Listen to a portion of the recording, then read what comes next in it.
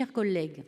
Ma question porte sur les conséquences de la suppression de la cotisation sur la valeur ajoutée des entreprises, la CVAE, sur le financement de la part de l'État du contrat de présence postale.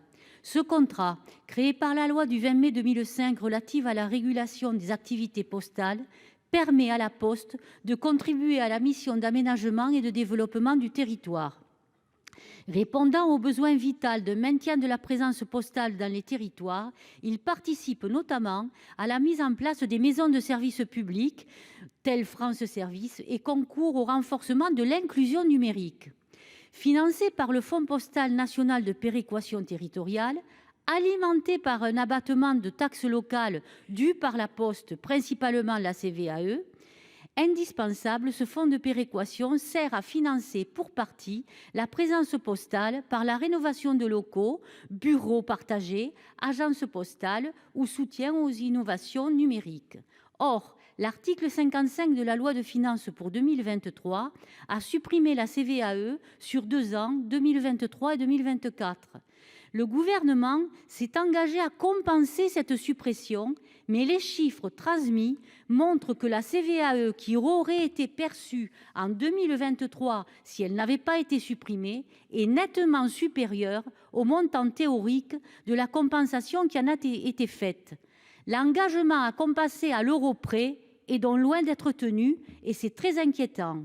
Je souhaite donc savoir quelles mesures votre gouvernement entend prendre pour ne pas mettre en péril le financement du fonds de péréquation qui est réparti par les commissions de présence postale territoriale et en conséquence l'exercice par la Poste des missions de service public qui lui sont dévolues.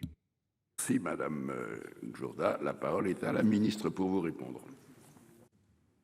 Merci Monsieur le Président. Madame la sénatrice Jourda, je tiens tout d'abord à réaffirmer l'engagement du gouvernement à maintenir le soutien à la Poste pour la mise en œuvre de cette mission de service public que vous avez mentionnée et que constitue l'aménagement du territoire. Depuis 2021, effectivement, la baisse de rendement de la CVAE avait déjà entraîné un risque de baisse du montant du fonds de péréquation, risque auquel l'État a déjà répondu en versant la somme de 74 millions d'euros sous forme d'une dotation votée d'ailleurs par la représentation nationale. Le fonds de péréquation avait ainsi pu être maintenu à hauteur de son montant maximal fixé par le contrat de présence postale, à savoir 174 millions d'euros. Pour 2023, la dotation votée en loi de finances de la même année a tenu compte de la disparition de ce rendement d'abattement sur la CVAE. Ce montant, estimé fin 2022 à 31 millions d'euros, s'est ainsi ajouté au montant initial de la dotation fixée, comme les deux précédentes, à 74 millions d'euros, pour une somme totale de 105 millions d'euros votée en loi de finances. Par ailleurs, il convient aussi de préciser que les rendements d'abattement des taxes locales ne sont que prévisionnels au moment du vote de la loi de finances.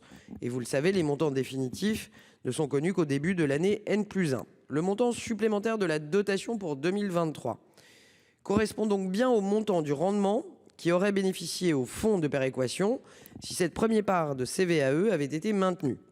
De plus, le rendement réel des abattements pour 2022 restant méconnu au moment du vote de la loi de finances 2023, l'hypothèse d'un écart limité est possible.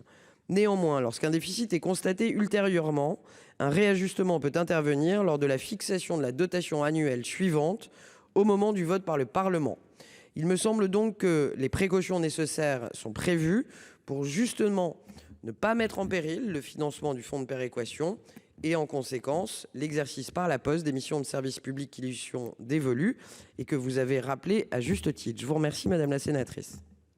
Merci Madame la ministre. Madame Jourda, il vous reste quelques secondes. Simplement, vous dire, Madame la ministre, que nous serons très vigilants à voir que les compensations que vous avez évoquées soient au rendez-vous, car il en va de la survie des territoires ruraux par rapport à cette présence postale. Merci Madame Delfavre.